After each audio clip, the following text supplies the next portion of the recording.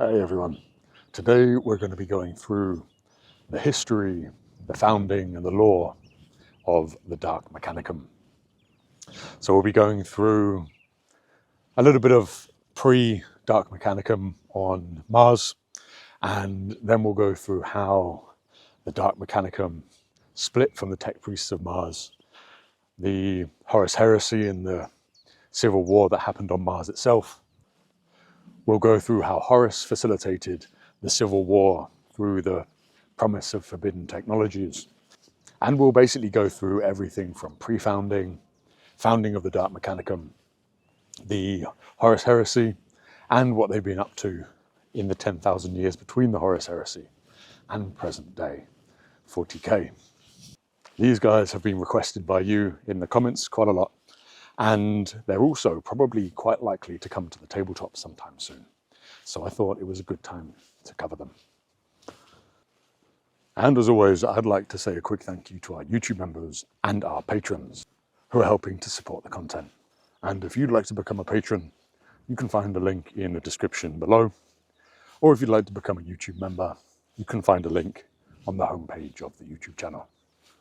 And if you'd like to listen to audio only, you can find the Lawkeeper's Librarium on Spotify. There is a world far out beyond the gentler reaches of the galaxy, where the sky has forgotten what the sun looks like, and it is upon this world that our story begins. The sky above it is grey, and it has been grey for a very long time. It is not the grey of honest cloud, not the soft and changing grey of a rainy afternoon upon a kinder world, but a grey that has settled into permanence, thick and unlifting. Somewhere very high above that ceiling, there burns a star of a sort, though the star is not one that any Terran astronomer would recognize, and its light, such as light may be called, passes through the grey only as a faint and rust-coloured suggestion that it is perhaps day rather than night. There is no proper day upon such a world. There is no proper night either.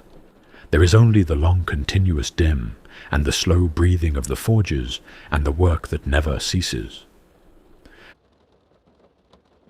Deep within one of the great manufactoria of this world, down through 17 levels of hissing coolant pipes and shuddering walkways, and lumen strips that flicker in an odd rhythm, there is a small and quiet chamber. The air within it carries the sense that all such places carry in the hell forges, the acrid sweetness of scorched promethium, the heavier and less pleasant note of blood that has been burned against hot metal, the faint cold smell of ozone that bleeds from a knoll field at the room's far corner. There is another scent too, fainter than the rest, which belongs to nothing the chronicler has ever quite been able to name, and which the occupants of the chamber have long since ceased to notice. Somewhere far off in the deeper workings, something screams. It is not a machine scream, not quite, and it is not altogether the scream of any creature that a gentle traveller would recognize as a creature at all. It rises, and it holds, and it fades, and in the holding of it there is a suggestion that whatever is making the sound was once something that could be called a person. No one in the chamber turns to listen. At a workbench set against the chamber's inner wall, there sits a figure. He was a man once, though the word no longer quite fits him as it was made to fit. What remains of his flesh has been reduced, across the decades of his service, to only those small portions which could not be improved by replacement, a patch of cheek here, a length of neck there, the quiet blue veins at the inside of one wrist that his master saw no reason to remove. The rest of him is metal and cable, and the glow of the small power core that keeps the whole arrangement in working order. His eyes are not eyes, they are instruments, and they serve him better than eyes ever did, though he sometimes remembers his eyes with a kind of distant fondness, the way a grown man might remember a favourite toy from his childhood. He is a servant of an arch-heretic, and that is most of what there is to say of him. His name he has not used in a very long time, for his master has no need of it, and he himself no longer feels its absence.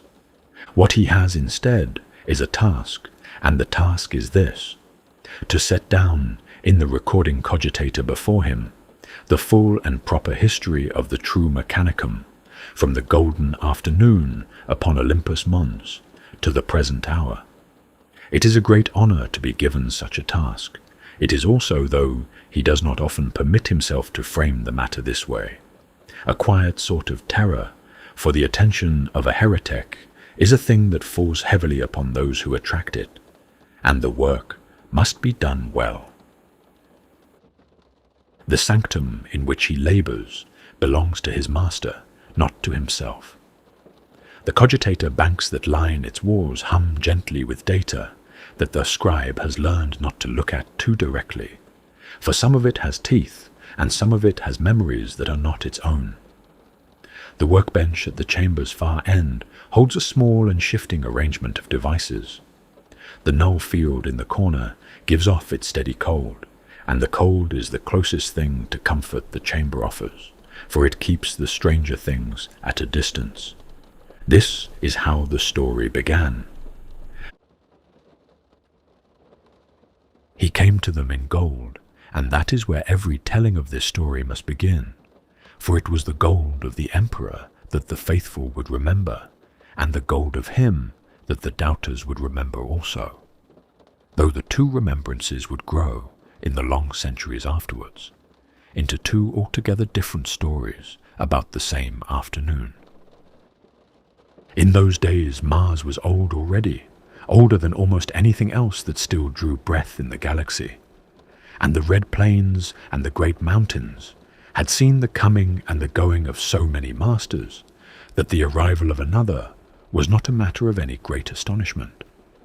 The age of strife was drawing at last towards its weary close, and the long night that had fallen upon mankind was beginning, in certain places and in certain small ways, to lift.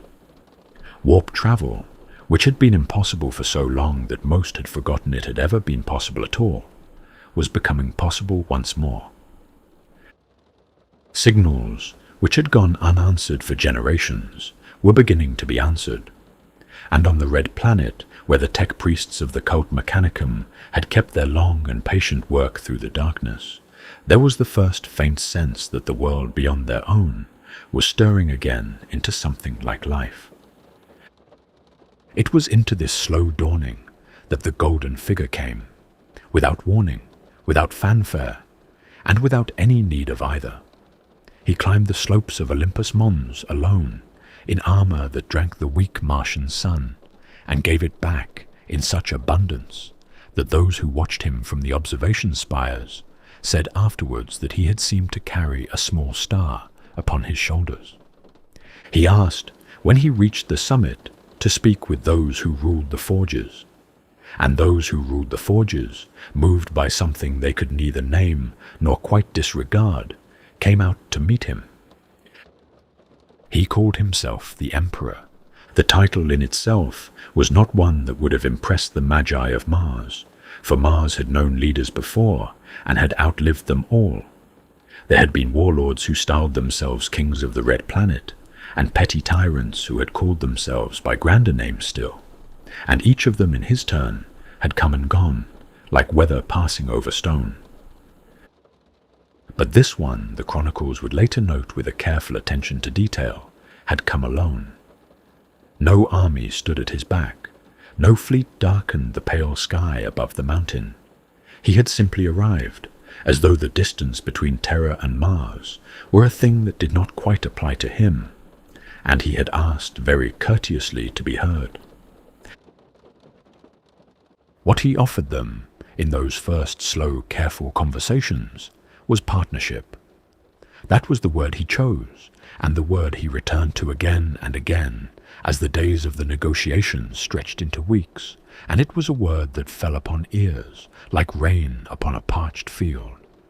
For Mars had grown weary in the long dark of the age of strife, and though the faithful do not often speak of this weariness, even to themselves, It had been a hard and lonely time.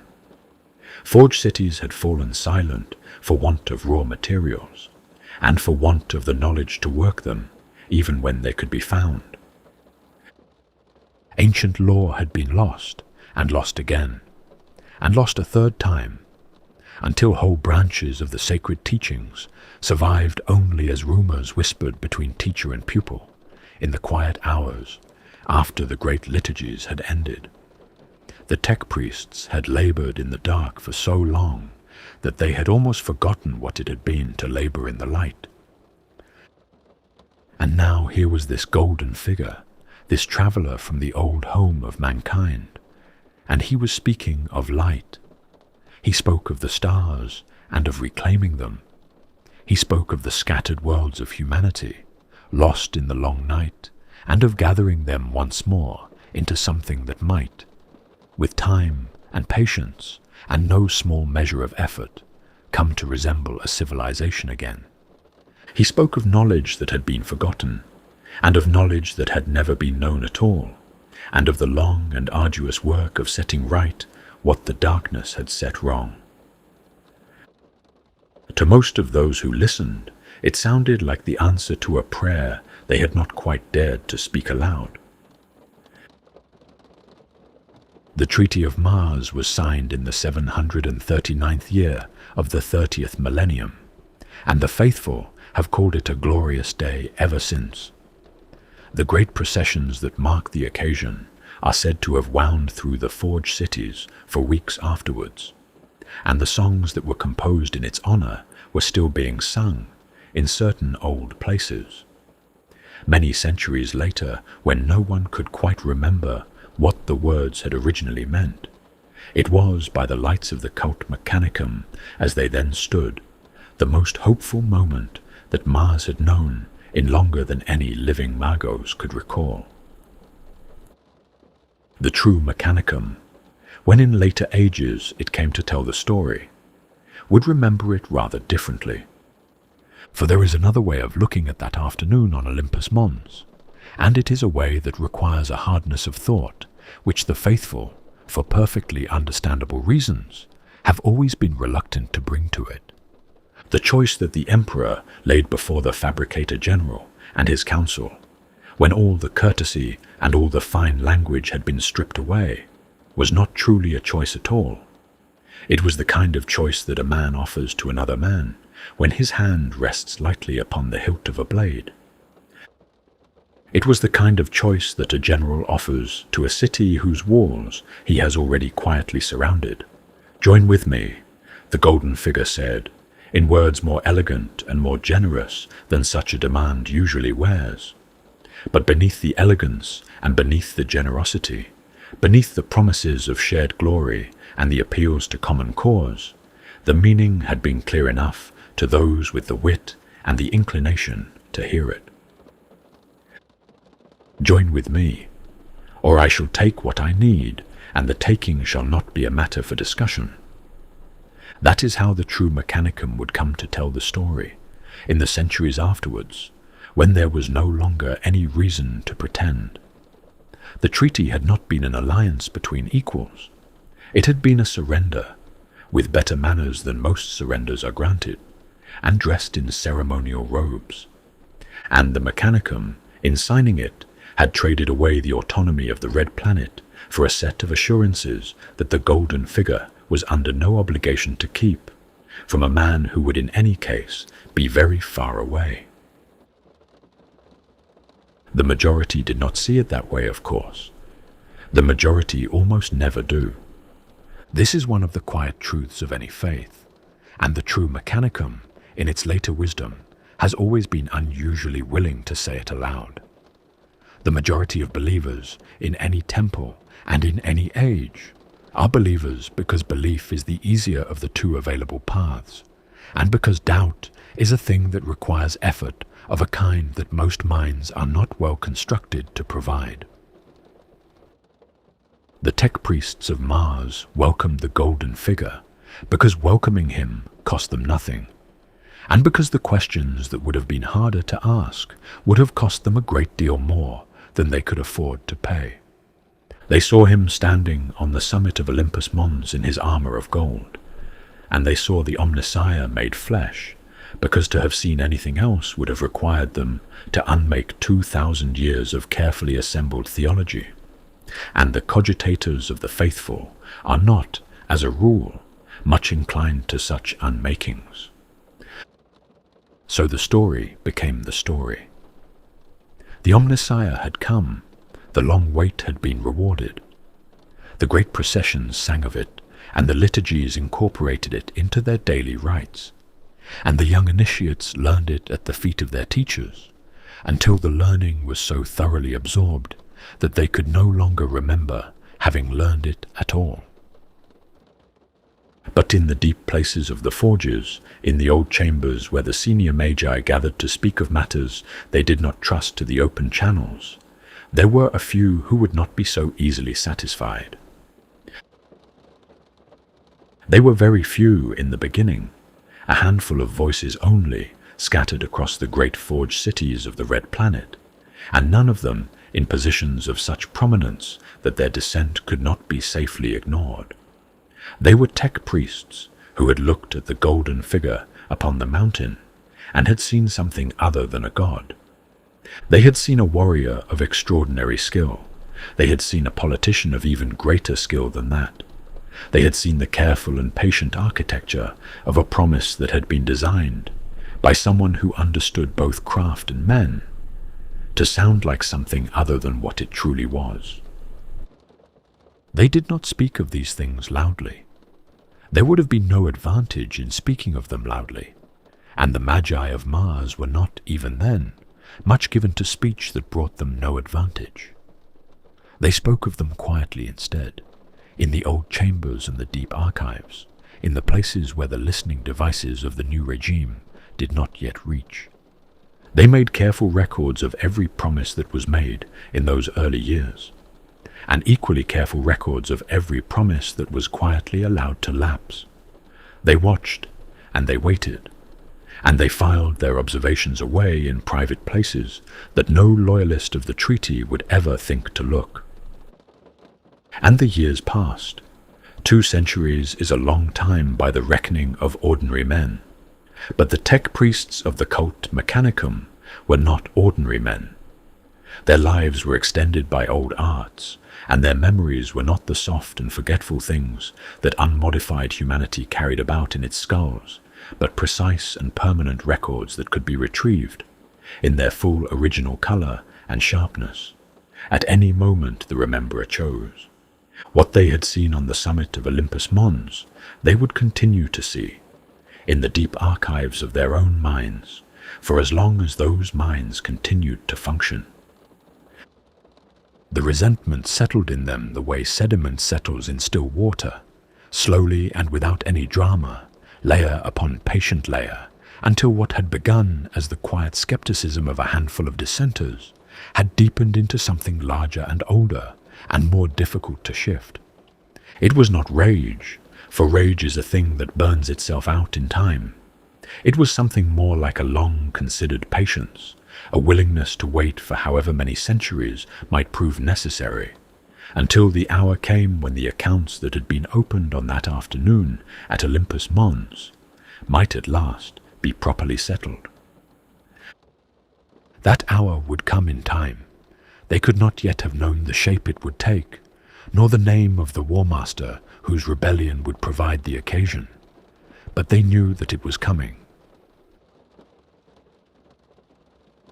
Now it is a curious thing about great betrayals, and one that the old storytellers would have understood very well, that they are almost never the work of wicked men.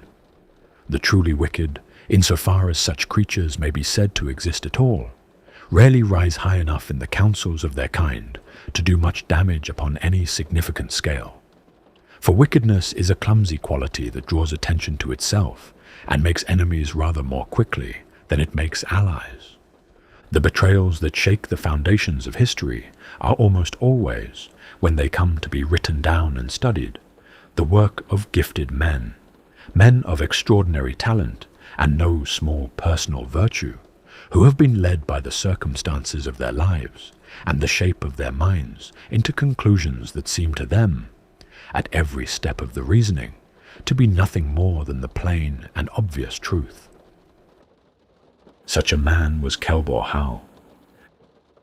He rose to the office of Fabricator General in the years after the signing of the treaty, and by the time of his rising there was hardly a magos upon the Red Planet who would have disputed his fitness for the title.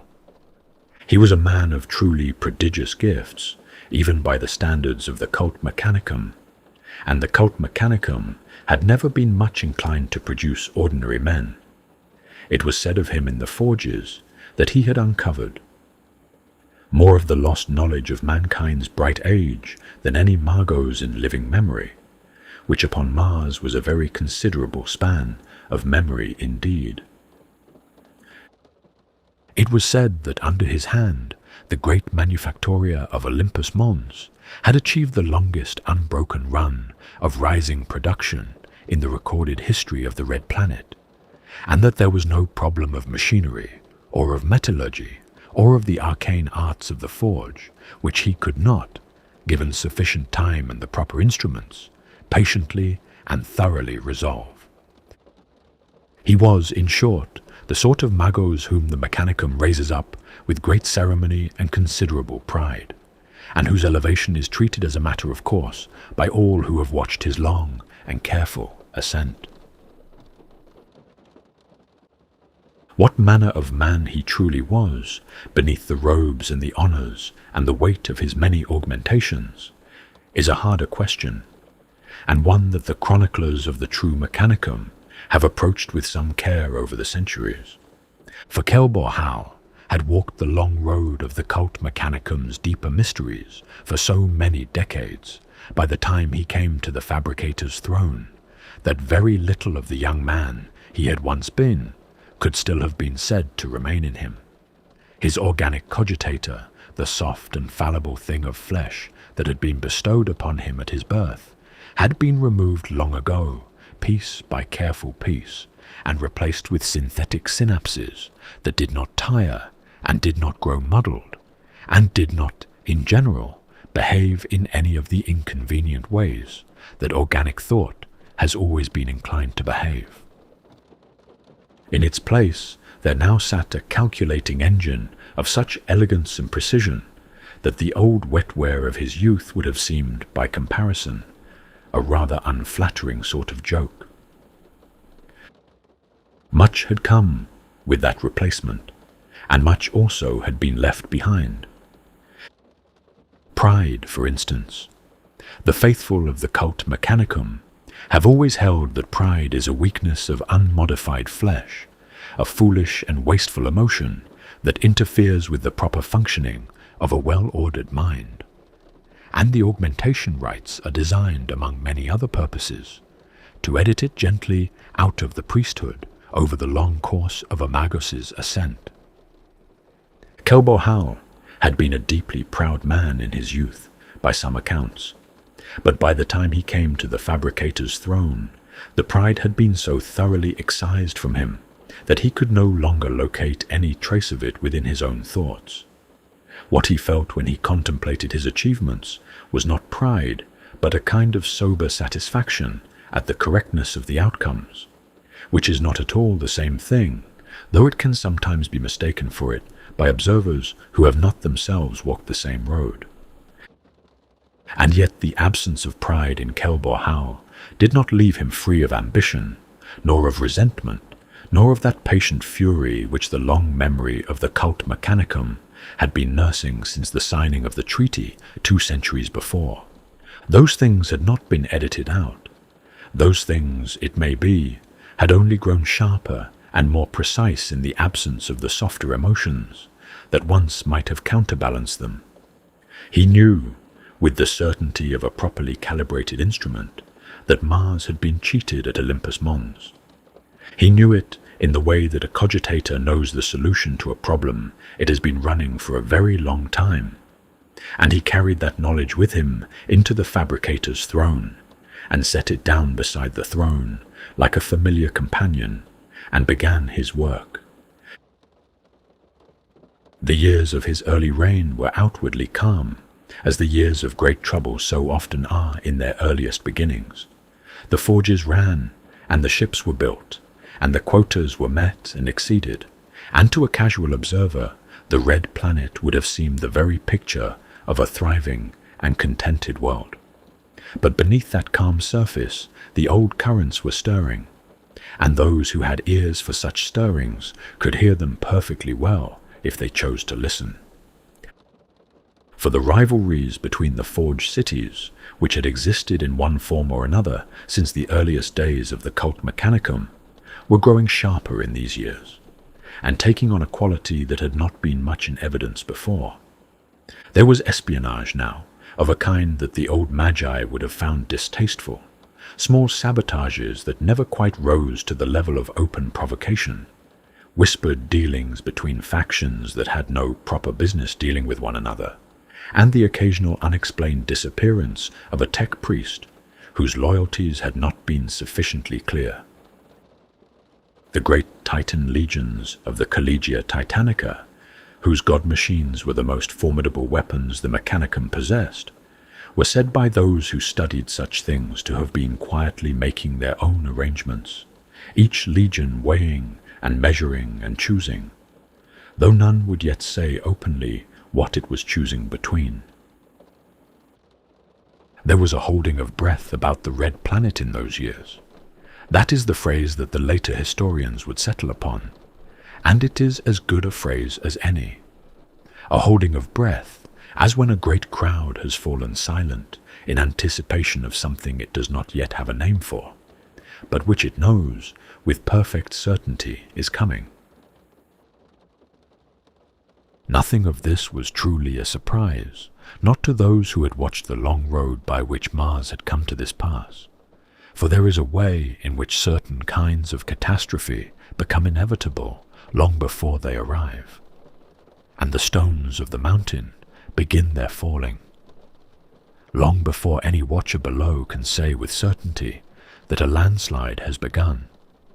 It needs only that the first stone should move, and the first stone had moved already, 2 centuries before, upon a certain golden afternoon at the summit of Olympus Mons.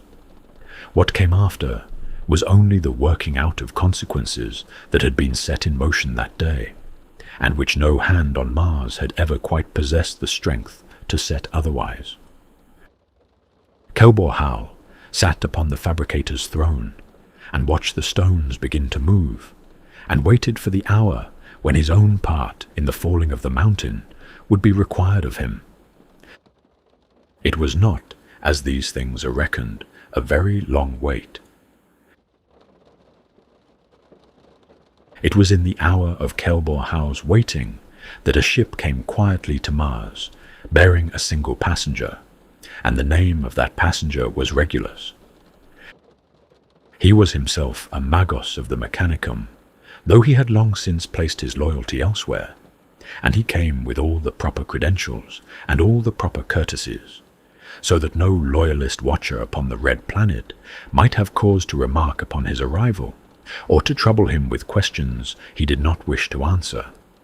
He had been one of the first of the Mechanicum's own to cast his lot with the Warmaster Horus, in the quiet months when the Warmaster's intentions had still been a matter of private understanding among a very small circle of the trusted, and he had been chosen for this particular errand, because he understood, as few others did, both the mind of the Warmaster and the mind of the man he had come to meet.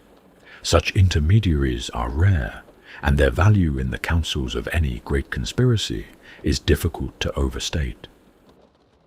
He was brought, after the necessary formalities, into the deep chambers of Olympus Mons, where the Fabricator General kept his own council, and there the two of them met and began to speak. That conversation has been reconstructed many times by many people, in many different moods, and no 2 accounts of it agree in every particular.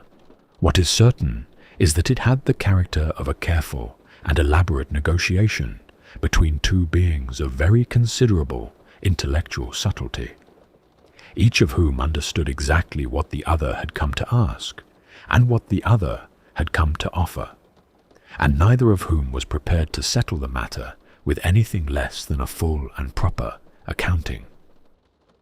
Kelbor-Hal, for his part, did not pretend to be enthusiastic. He had been, he reminded his visitor, made to kneel once already in his long life, and he was not a man who took kindly to the prospect of kneeling a second time to a new master, merely because the first had proved unsatisfactory. The War Master was asking much of him, the Fabricator General observed, and what the War Master was offering in return had so far consisted chiefly of fine words and assurance. The Mechanicum had already heard fine words enough, and had been fed upon them for 2 centuries, and the diet had not agreed with it. Regulus, who had known perfectly well that the conversation would begin in this fashion, did not argue the point. He acknowledged it as a skilled envoy must, and then, in the manner of such envoys, he began to produce his gifts. The first of them was a database, recovered by the War Master's own legion from the worlds of a civilization called the Oretian Technocracy, which the sons of Horus had only recently subjugated. It contained, Regulus explained, a quantity of genuine standard template construct knowledge, true STC lore, of the kind that the Mechanicum had been combing the galaxy for across the entire length of the Great Crusade, and had found only in fragments and echoes and occasional tantalizing hints. Here was something whole. Here was something real. The Fabricator General examined the gift and allowed that it was a valuable gift, and then observed that it was not by itself enough. Regulus had expected this also. The second gift, he said, was a promise that when the War Master came into his inheritance, all the restrictions which the Emperor had placed upon the Mechanicum's pursuit of knowledge would be lifted.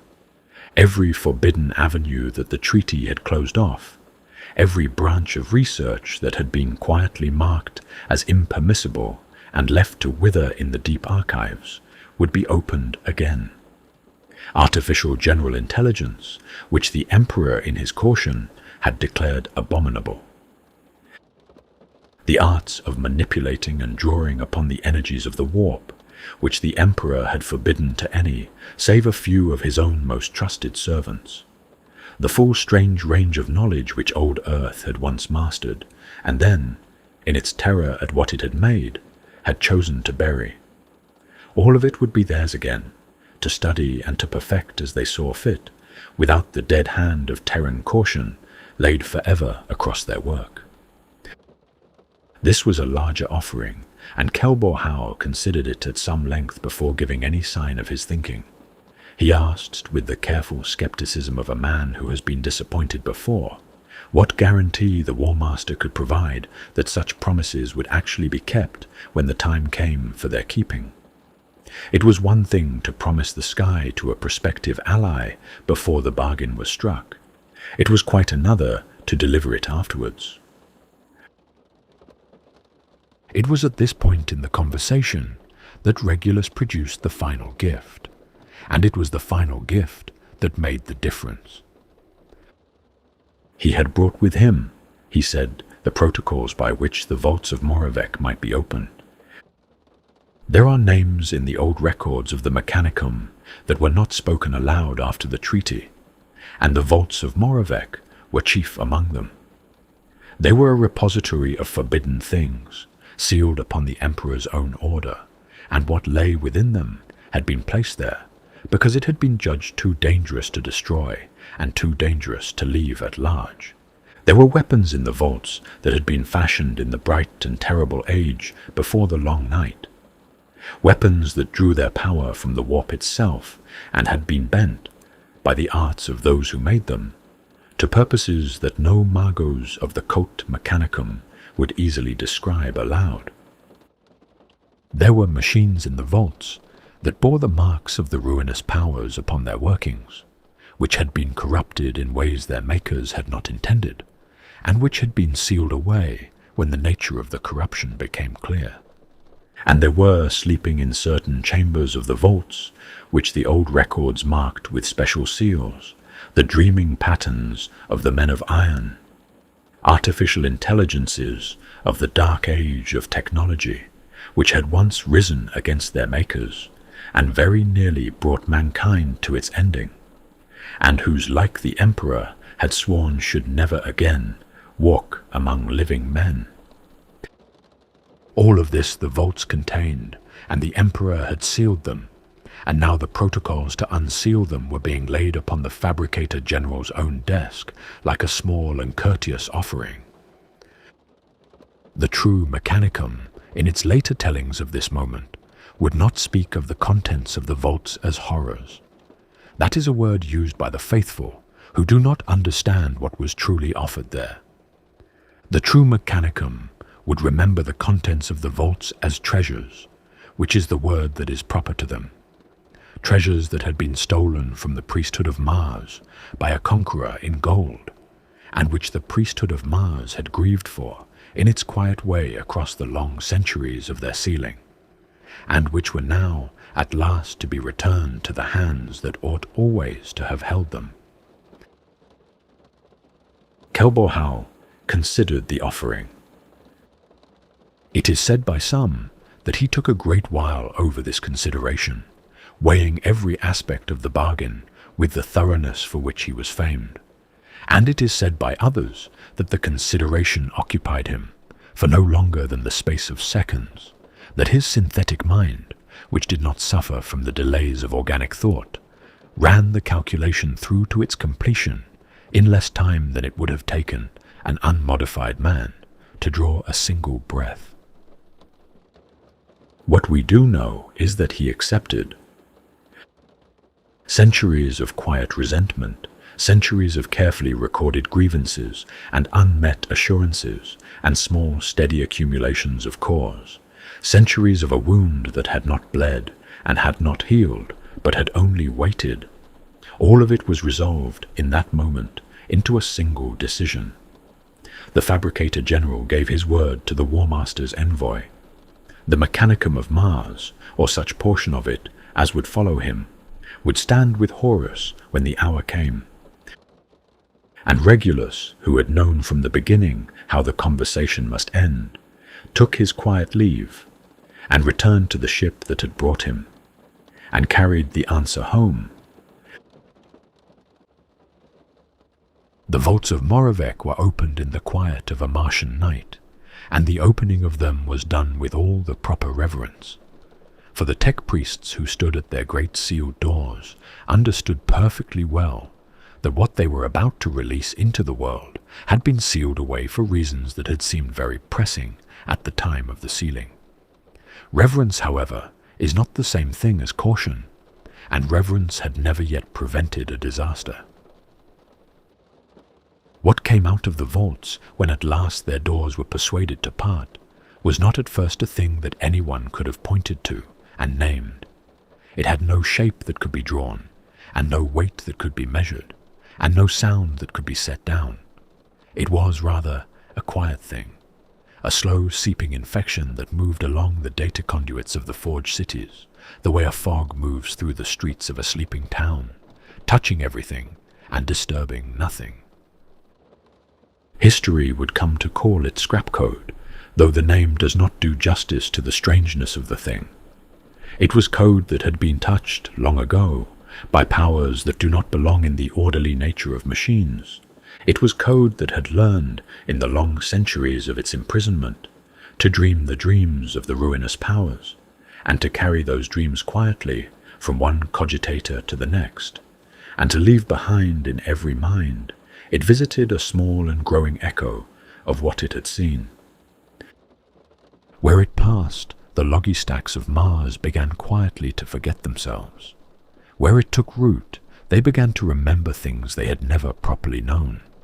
And everywhere it went, it multiplied, in the fashion of any good infection, so that by the time the loyalist magi understood what was happening to their machines, the infection had already crossed the threshold beyond which any easy remedy was possible. Yet even with this corruption quietly at work beneath the surface of things, Kelbor-Hal could not yet move openly against his foes.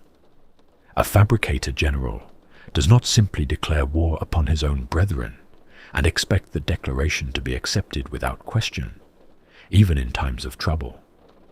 For the bonds of the cult Mechanicum ran very deep, and the Magi of Mars were not easily persuaded to turn upon one another without reason.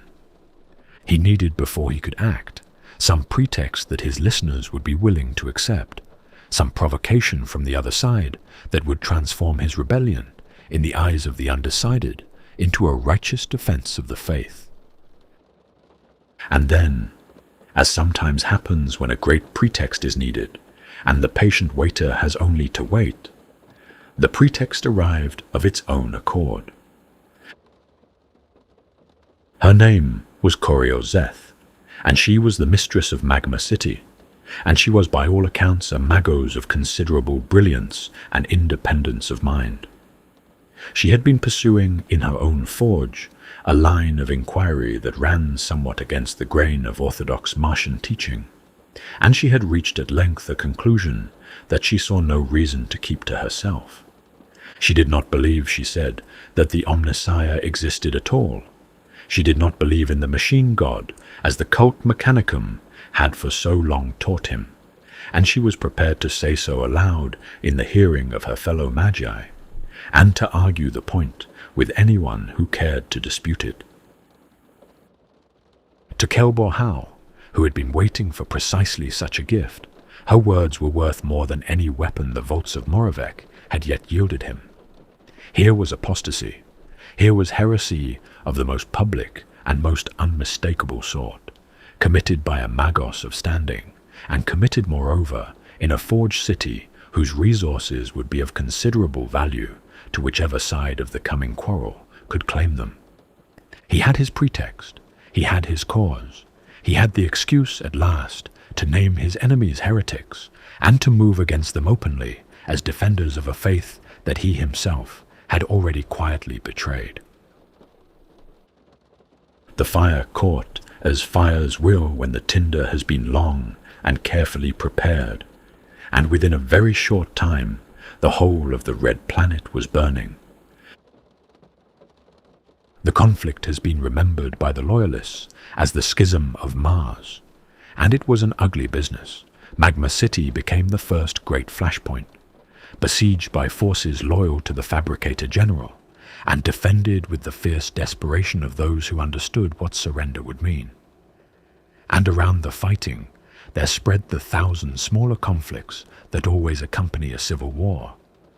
The assassinations in the quiet corridors of forged cities, the sabotage of rivals' manufactoria, the sudden unexplained failures of cogitator systems that had been working perfectly well the day before, the small steady attritions by which neighbor turned upon neighbor and colleague upon colleague, until the whole delicate web of Martian society had been torn to pieces.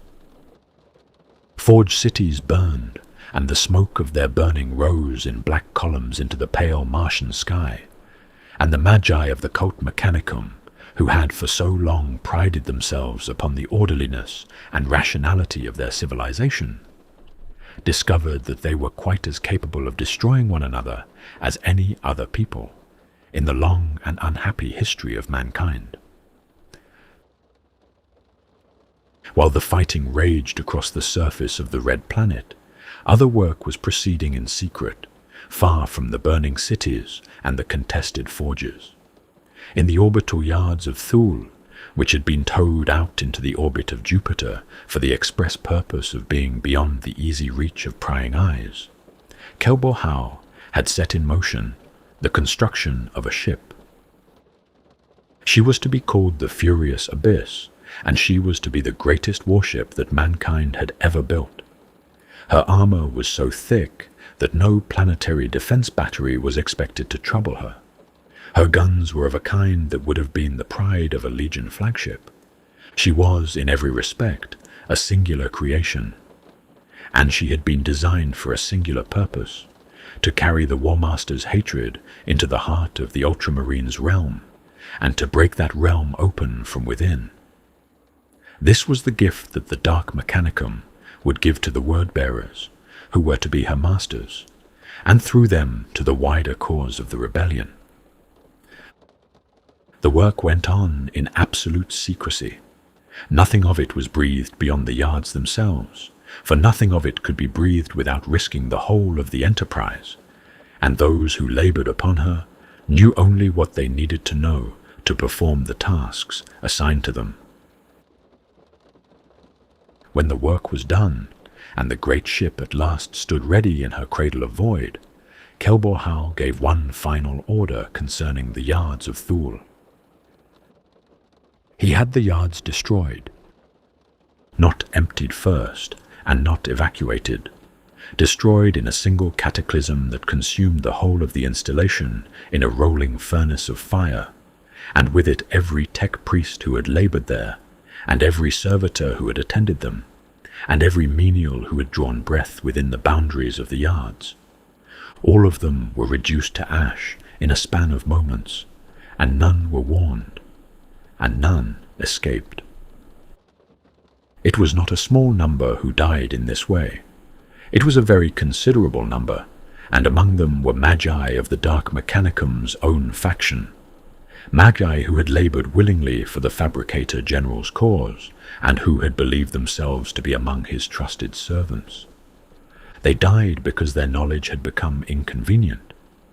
They died because the secret of the furious abyss was worth more to the Fabricator General than their lives were, and because he had weighed the matter and found the calculation a simple one. Now it is not the business of a scribe to sit in judgment upon the decisions of great men, for great men have almost always been put in positions where the decisions available to them were poor ones, and to judge them from a distance of centuries is to pretend to an understanding of their circumstances, which no later observer can truly possess. The loyalists would call this treachery.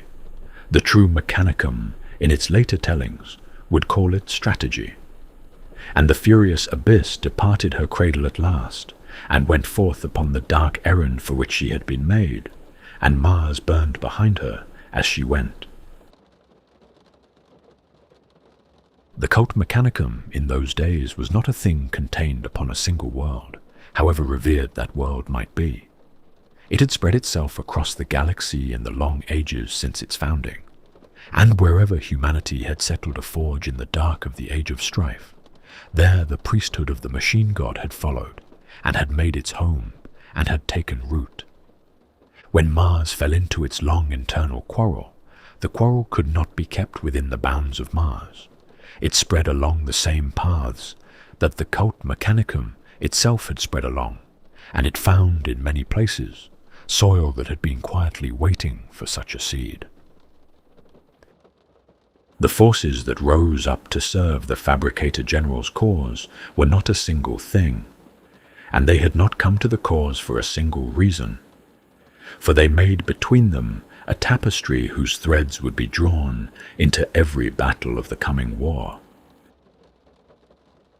There were the Myrmidon Destructor cults, whose very name was a kind of warning to those who knew what it meant.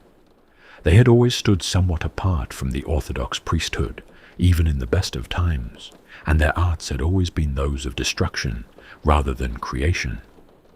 They had gathered to themselves over the centuries a great store of knowledge concerning the unmaking of things, and they had pursued this knowledge with a singleness of purpose that their loyalist brethren had sometimes found unsettling to contemplate.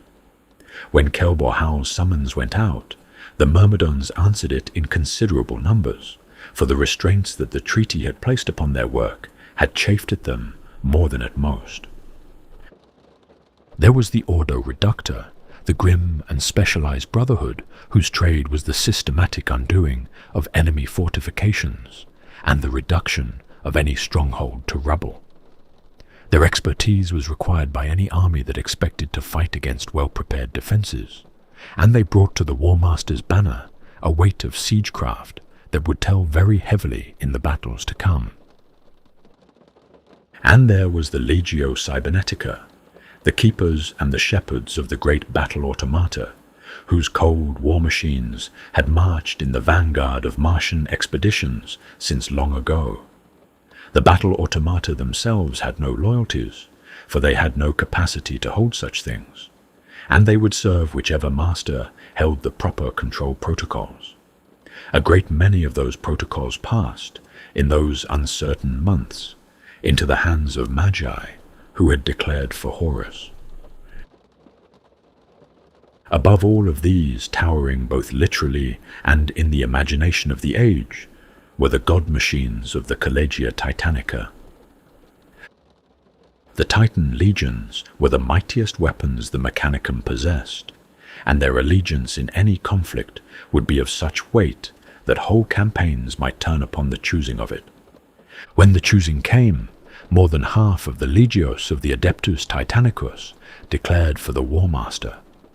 These were not small or obscure legios. These were ancient and storied houses, with banners that had flown in the vanguard of the Great Crusade itself. And they had weighed the matter in their deep consulting chambers, and had come down, in numbers greater than any loyalist had thought possible, upon the side of the rebellion. Beyond the Titan legions, beyond Mars itself, whole Forge worlds made their choice in those same months. Sarum declared for Horus, and Vos, and Cyclothraith, and Styges 8, each for its own reasons, and each adding its weight to the War Master's gathering strength. Other worlds tore themselves in two, and could not properly be said to have declared for anyone at all. Anvilus and Enceladion and Rhyza among them, each paralyzed by the same internal war that had engulfed the Red Planet. Their forges silent or turned upon themselves, while the greater conflict raged beyond their skies. What Horus offered these renegade forge worlds was a subtler thing than the offering that had been laid before Kelbor-Hal, and in certain ways a more tempting one. He offered them freedom from Mars. He offered them the right to walk their own roads in matters of doctrine and experiment, without the dead weight of Martian orthodoxy laid always across their shoulders. He offered them small empires of their own, carved out of the sectors they already controlled, to rule as they saw fit under his distant and disinterested overlordship. He offered them, in short, exactly what the more ambitious of the Forge World Magi had always quietly wanted, and had never quite been able to ask for aloud, and the asking was done for them now by an envoy in purple robes who required nothing in return, save that the forges should run, and the weapons should flow. So the rebellion spread, and the tapestry grew, and wherever it went there went also the dark arts that Kelbor-Hal had opened unto his allies. These arts bore their bitterest early fruit at a world called Istvan V, upon a black plain that would be remembered in imperial history as one of the darkest of all its dark days. There the War Master laid his trap for the legions that had remained loyal to Terra, and the Dark Mechanicum played its part in the trap with no small measure of enthusiasm.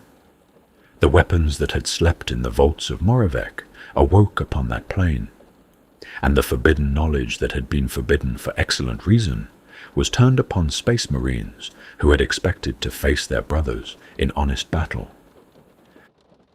It is sometimes said that the heresy was lost upon that plain, and sometimes said that it was lost at certain other places and in certain other ways, and there is truth in all the sayings. But the deeper truth is that the heresy was not lost in any single hour at all. It was lost, rather, in the slow gathering of a great many smaller losses, each of them seeming in its moment to be only a local setback, each of them feeding into a larger pattern that no one upon either side could properly perceive while it was still unfolding. A campaign failed here, and a fleet was caught out of position there, and a loyal world held longer than it had any right to hold, and a traitor world fell sooner than its defenders had planned for, and bit by bit the weight of all these small matters settled upon the scales, until at last there came a certain hour upon the throne world itself when the final accounting was rendered. It was at the Siege of Terror that the heresy met its ending, and the ending was a costly one for both sides, and a Pyrrhic one even for those who could claim to have won it. The War Master fell in the hour of what should have been his victory, and with his falling, the whole great edifice of the rebellion began its own slow collapse, though the collapsing would take many years to complete. The Dark Mechanicum, which had given so much to the War Master's cause, and had expected to reap so much in return, found itself suddenly upon the losing side of a war it had been quite certain it was winning, and discovered, as so many others discovered in those bitter months, that certainty and truth are not always the same thing. The wound that had waited so long upon Mars had been opened at last, but it had not brought forth the healing that its bearers had imagined it would bring. It had brought forth only further wounds, and a new and deeper exile, and the long road into darkness that still lay ahead. The War Master fell, and with his falling, the whole long arc of the rebellion began at last to bend towards its ending, though the ending would be a slower thing than either side had imagined it might be. What happened in those final hours upon the bridge of the War Master's own flagship has been told and retold so many times, and in so many different keys, that the historian cannot hope to add much to a new telling.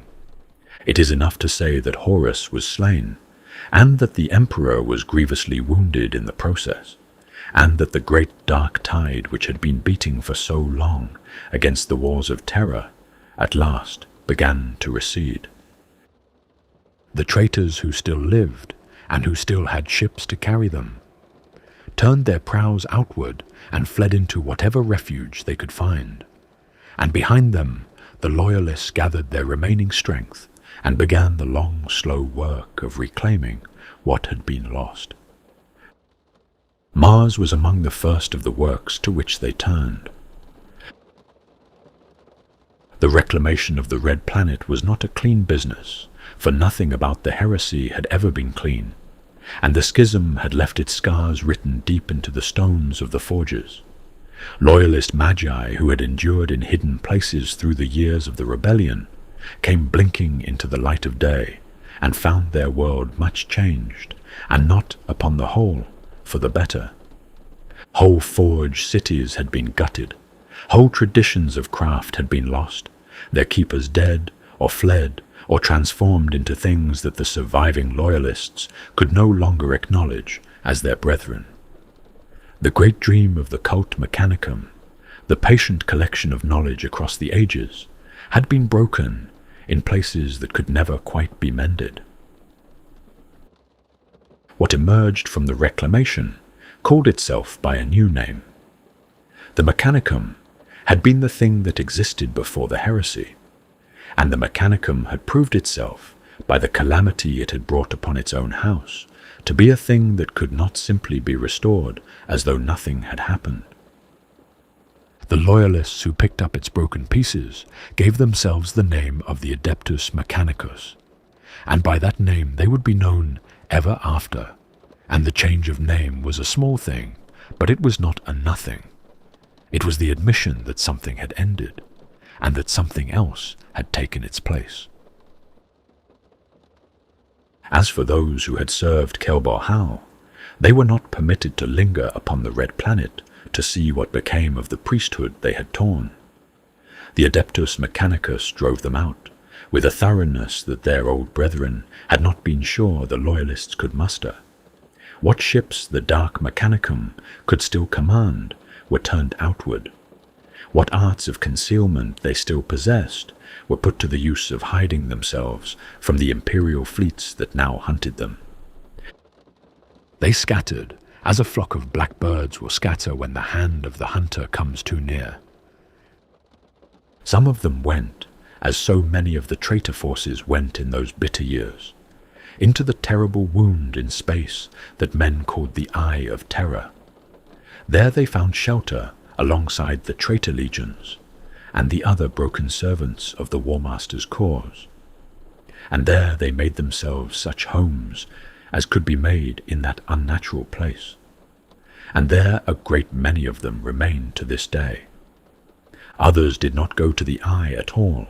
They fled instead into the long, dark reaches of wilderness space, into the halo stars at the edges of the galaxy, into the Coronus expanse, and the other uncharted places where the Imperium's writ did not yet run, and where a clever refugee with a good ship and better secrets might find a hiding place for as long as his caution held. Wherever they settled, and by whatever path they chose, they ceased in that moment to be what they had been. They were no longer the priesthood of Mars, for Mars had cast them out and would not have them back. They were something new, and the name that the Imperium eventually gave to that new thing was heretic. It is worth pausing, here at the threshold of the long exile, upon a small observation that the later chroniclers of the true Mechanicum would return to again and again in the centuries to come. The exile was meant, by those who imposed it, as a punishment. It was meant to be the breaking of the Dark Mechanicum's power, the reduction of a proud faction to the status of hunted fugitives, the ending of their capacity to trouble the Imperium in any serious way ever again. It was not, as it turned out, any of those things. For the oaths that had bound the priesthood of Mars, the old and careful oaths of the cult Mechanicum, had still laid their weight upon the Dark Mechanicum even in the days of their rebellion. They had been traitors to the Emperor, certainly, but they had not yet been wholly free of the discipline of the priesthood that had raised them up. There were still arts they would not attempt. There were still lines they would not cross. Mars was still in some quiet corner of their reasoning, a place whose judgment they feared. When Mars cast them out, Mars took those last restraints with it. What remained was a priesthood that had no mother world left to answer to, no elder brethren whose disapproval could still reach them, no sacred places they were obliged to keep holy. They were at last entirely free. They could pursue any art, however dark. They could study any knowledge, however forbidden. They could become, in short, everything that the oaths of their former life had been framed to prevent them from becoming. The exile had been meant to diminish them. It had, in ways their captors could not yet have foreseen, done very nearly the opposite. In the long centuries that followed the exile, the Dark Mechanicum put down roots in the soil that had been given to them, and the roots grew. The universe has settled upon a name for these worlds, and the name is the Hellforgers. And though the name was given to them first by their enemies, it has been adopted by those who dwell upon them. For what the Dark Mechanicum made of their places of refuge was not just an exile's shelter, not a hiding place where old arts could be practiced away from unfriendly eyes. It was something grander than that, and in its own dreadful way, something more ambitious. It was the full and uncompromised working out of everything the priesthood had once been forbidden to attempt, set down in stone and metal across the surface of whole planets, and then set to burning. A traveller who came upon one of these worlds from the void would see, at first, only a great grey shrouding, for the Hellforgers are always cloaked in cloud, and the cloud never parts. These clouds are the exhalation of the forgers themselves, the smoke of 10,000 years of labour, risen up into the atmosphere and settled there as a kind of perpetual grey morning, for a sky that no one upon the surface can any longer remember having seen. Beneath that shroud there is no proper ground to be observed, no open plain or honest stone, for the whole of the surface has been built over and built upon and built into, layer upon layer, until the forges have become the world, and the world has become the forges. And the original rock upon which it all stands is buried so deep beneath the workings of it that no living priest could tell a stranger how to find it. The air, were any unprotected traveller foolish enough to sample it, would carry upon it a smell that is not easy to describe. There is the promethium and the hot metal, and the 1,000 other industrial scents that attend any great manufactory. But mingled with these, and unmistakable once the nose has learned to know it, there is the smell of burning blood, and beneath that the fainter smell of burning flesh. For the hell forges do not run upon promethium alone.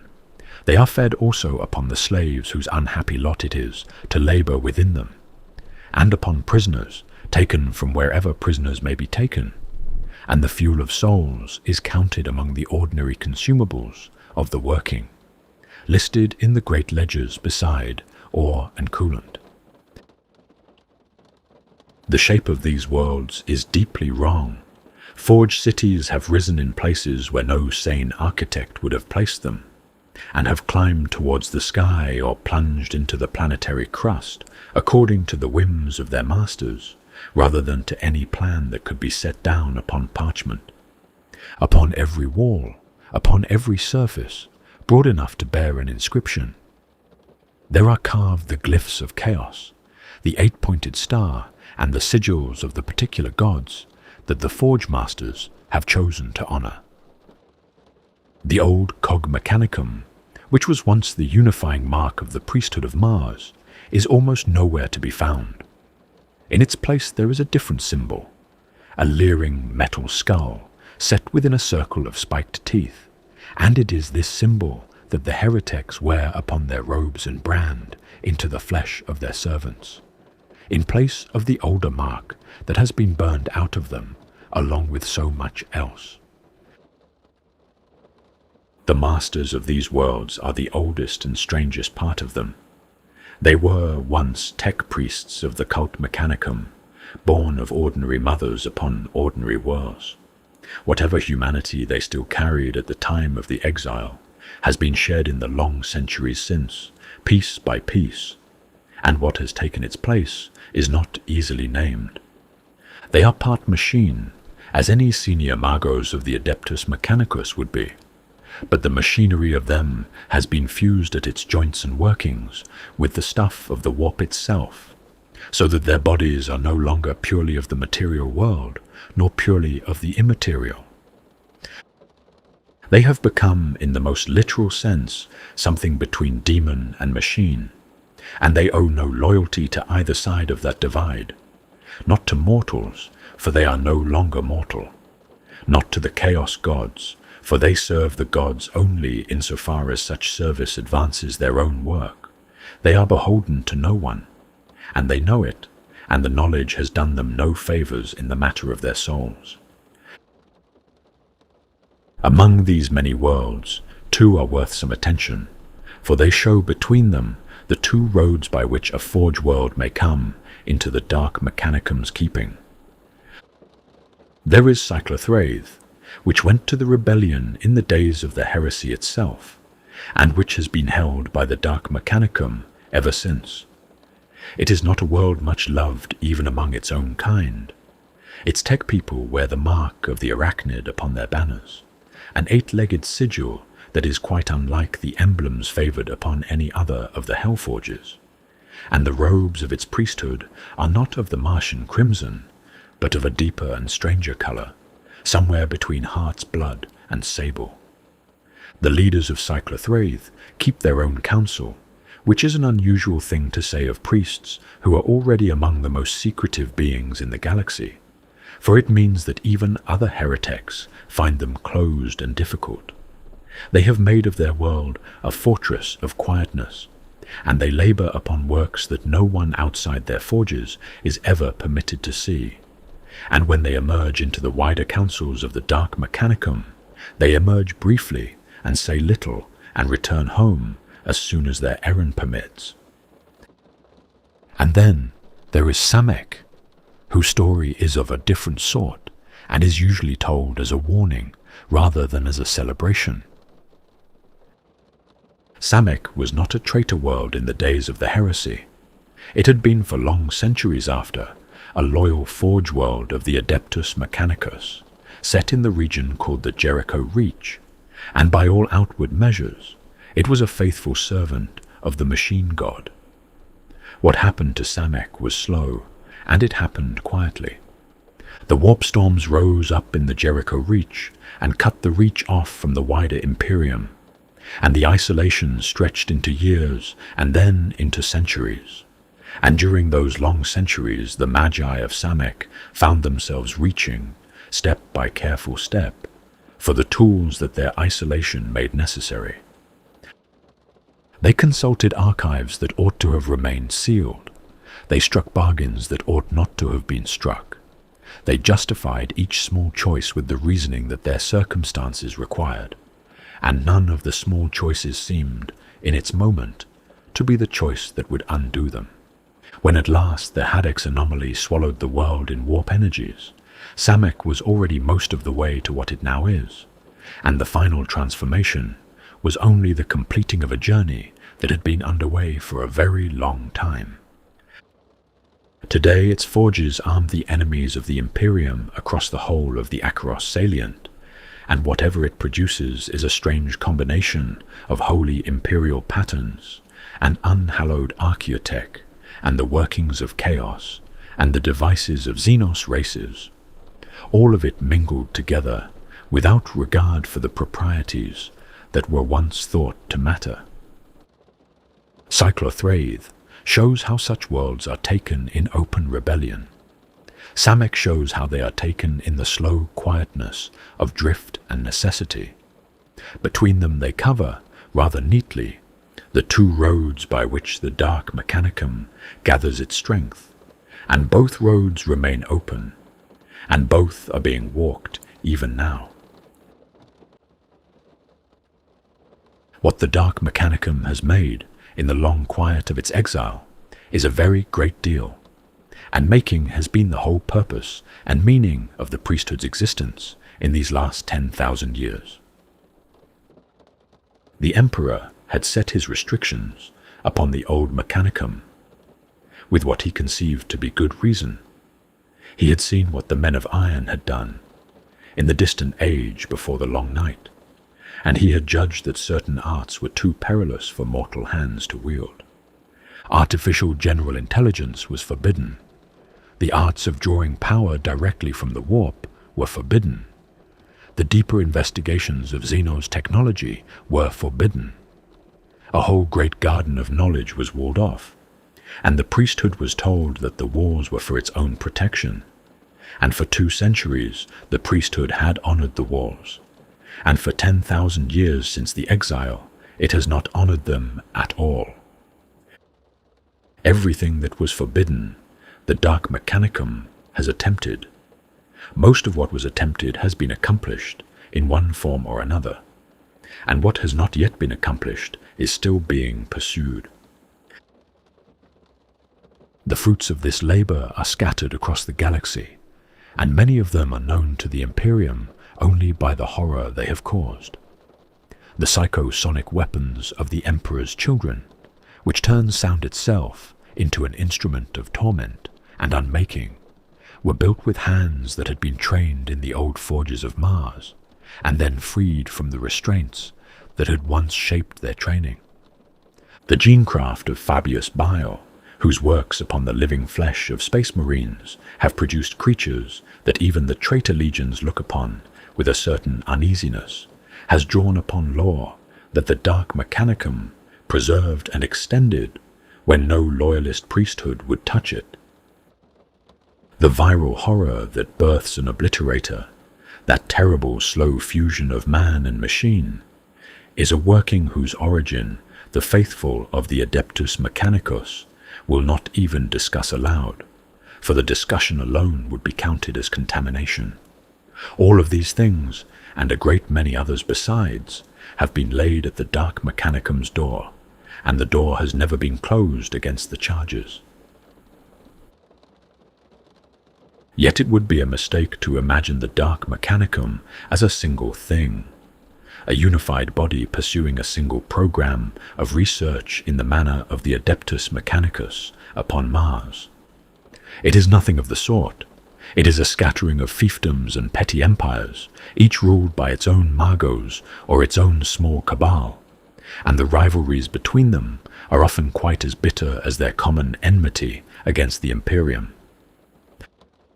The shapes that heresy takes in such a scattered family are many.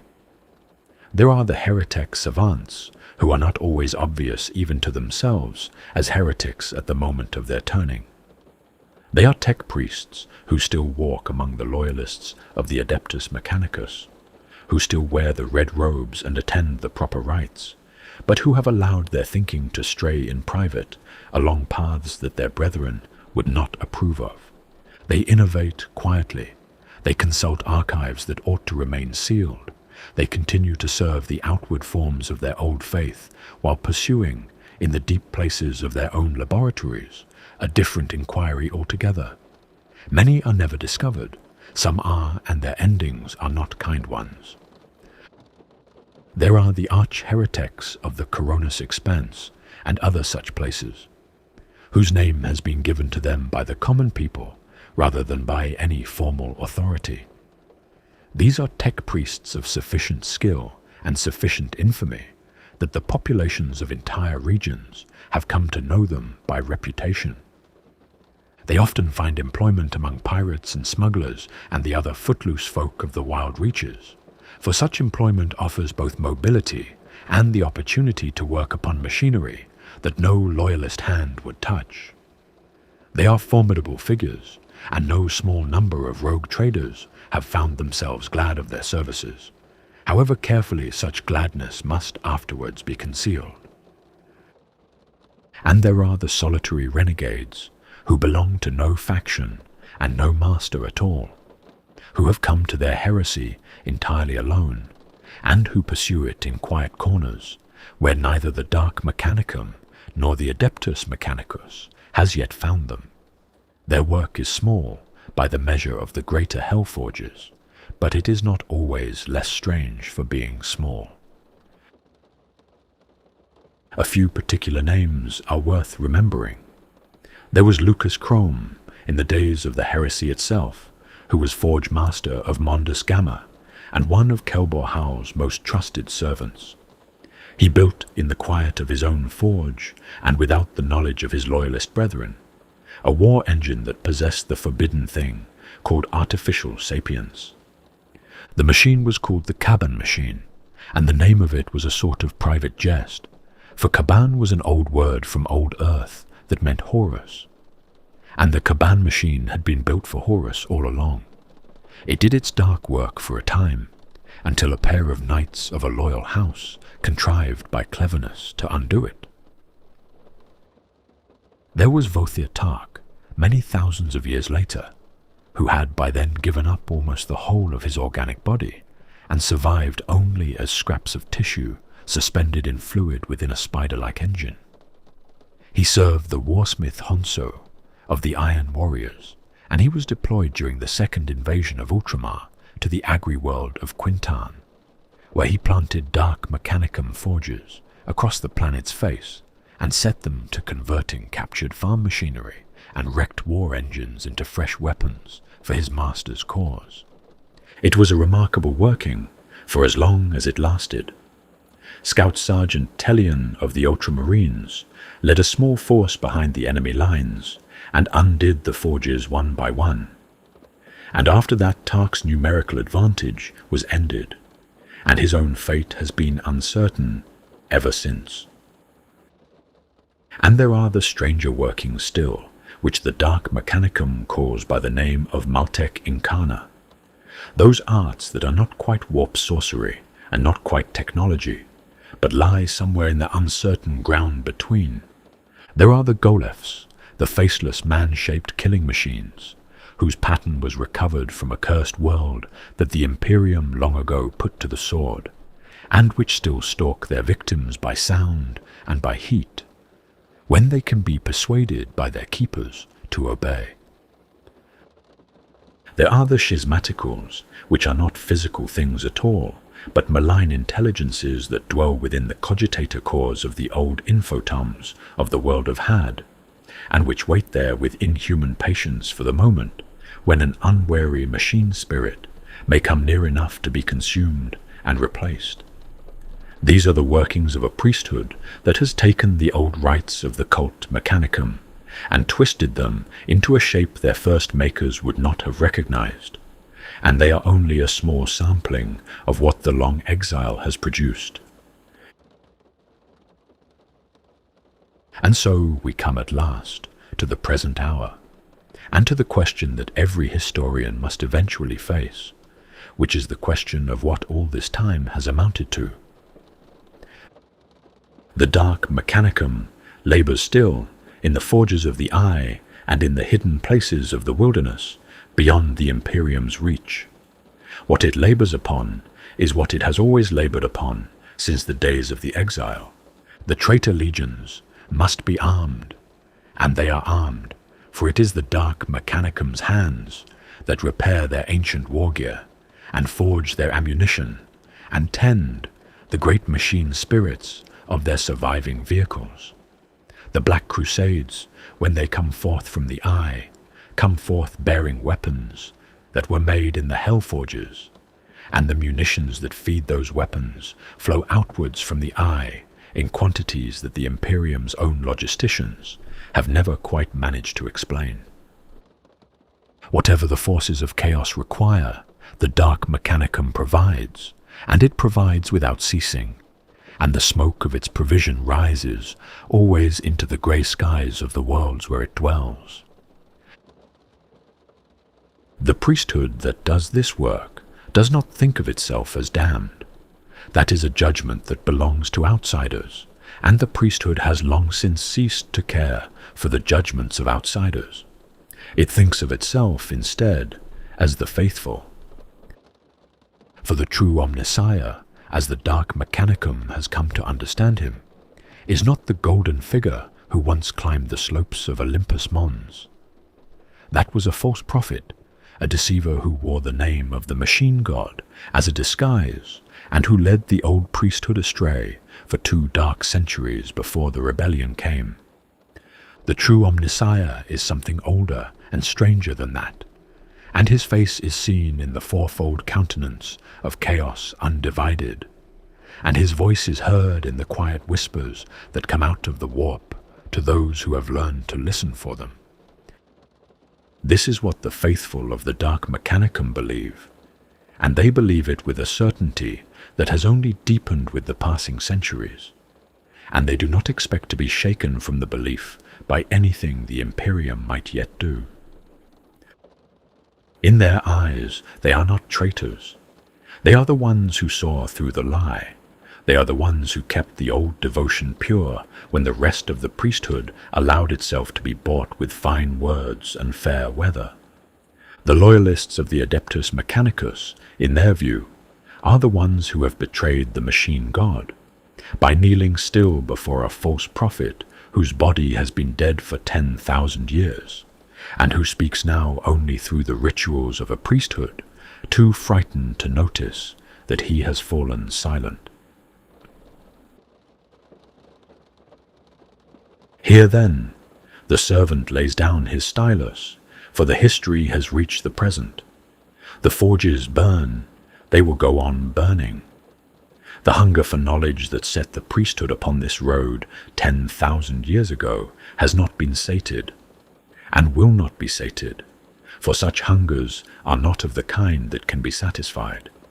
There is always another secret waiting in the deep places.